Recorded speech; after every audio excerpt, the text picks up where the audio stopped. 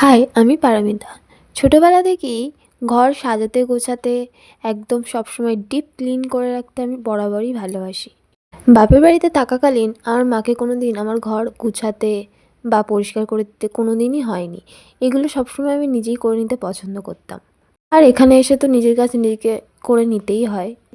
কার্তিক পুজোর জন্য কিছু বাসনপত্র আরও জিনিসপত্র বক্সারের ভিতর থেকে বার করতে হয়েছে।